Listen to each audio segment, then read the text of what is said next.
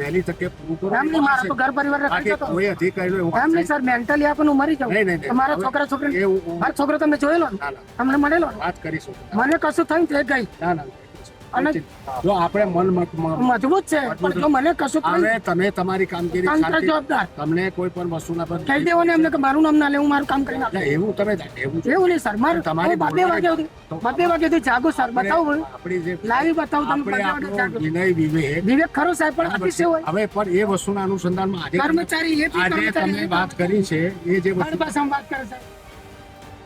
એસઆઈઆરની કામગીરીથી કંટાળીને બીએલઓએ આત્મહત્યાની ચીમકી ઉચ્ચારી છે. સરકારી કામગીરીના ભારણથી કંટાળીને એક પ્રાથમિક શિક્ષકે આત્મહત્યાની ચીમકી ઉચ્ચારતા શિક્ષણ જગત અને તંત્રમાં ખળભળાટ મચી ગયો છે. પંચમહાલના ગોધરામાં પ્રાથમિક શિક્ષક વિનુભાઈ બામણિયાએ સોશિયલ મીડિયામાં એક વિડીયો વાયરલ કર્યો છે, જેમાં તેમણે સીધા આક્ષેપો કર્યા છે કે એસઆઈઆરની કામગીરીને લઈને જવાબદાર અધિકારીઓ તેમને માનસિક ત્રાસ આપી રહ્યા છે. વિનુભાઈએ સ્પષ્ટપણે કહ્યું છે કે તેઓ આ એસઆઈઆરની કામગીરીથી માનસિક રીતે એટલા ત્રસ્ત થઈ ગયા છે કે તેમની પાસે આત્મહત્યા કરવા સિવાય બીજો કોઈ રસ્તો નથી.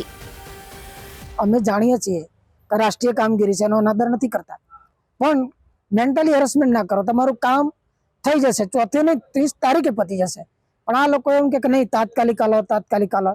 જનતા અમને આપવી જોઈએ ને. જનતાને ઘરે અમે 17 વર્ષ જઈએ, એમને કોઈ કારણસર ના આપે તો દરેકની સમસ્યાને ધ્યાને લઈ અને ચૂંટણી પંચે કામ કરવું જોઈએ. તંત્રે પણ એ પ્રમાણે કામ કરવું જોઈએ. મારા જેવાને જો એ લોકો હેરાન કરતા હોય તો સામાન્ય શિક્ષકને તો અટેક આવી જાય ને. કાલ ઉઠીને મને કશું થાય, બેન ધમકી લઈ ગયા છે, જોઈ લઈશ તો ડિસમિસ કરી દે ને ભાઈ. કોની રાહ જુઓ છો તમે? તમારે આ જ કરવું છે, શિક્ષકોને હેરાન કરવા, કર્મચારીઓને હેરાન કરવા. એને ભણાવવા જ નહીં દેવાનું, ક્લાસમાં મોકલવાનો જ નહીં. શિક્ષણ ભલે ખાલી જાય. તમે આમાં પૂર્વે પાછા એમ કે આખા સ્ટાફને બોલાવી લો. હવે આખા સ્ટાફને હું બોલાવું, બરોબર, તે છોકરો કોના ભરોસે? રામ ભરોસે. જાઓ મારા વિસ્તારમાં, મુસ્લિમ વિસ્તારમાં એક બેનું મગજ છટકી ગયું, એમ કે છે કે મને ઢાકા મોકલી દો, ફોર્મ નહીં આપું, એમ કે માસ્તરને ધક્કો મારીને કાઢી મૂકો. છતાં હું સહન કરું, કાકા જોડે બેસું, વાત કરું, ભાઈ શાંતિ રાખ. આ કુદરતી પ્રક્રિયા છે, એવી આ આપણી તંત્રની પ્રક્રિયા છે. પસાર મારે તમારે બધા થવું જોઈએ. તો મેન્ટલી લોકો અપસેટ છે તો એને અમારે કન્વિન્સ કરવા પડે છે સાયકોલોજી ઉપયોગ કરીને.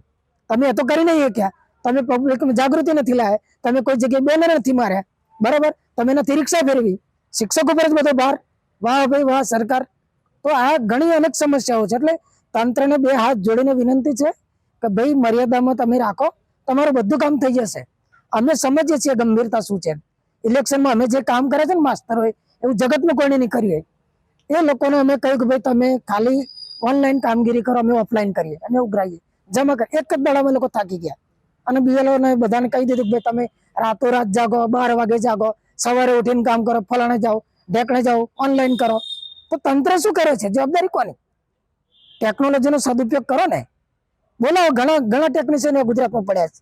એક આખી વ્યવસ્થા ઉભી કરો, અમને ખાલી મોકલો, અમે લઈ આવીશું, બરાબર. પબ્લિકને ગાઈડલાઈન આપીશું, બરાબર આવીશું, જાતે ભરીશું અને અમે ફોર્મ આપીશું. બધો જ ભાર ટીચર ઉપર ના હોય, બરાબર છે. તો આ એક વિનંતી છે નમ્ર ભાવે. બાકી મને મારી ફિકર નથી. ડિસમિસ કરવો હોય તો ઓન ધ સ્પોટ અત્યારે મને કરી દેજો, હું ઘેર જવા તૈયાર છું.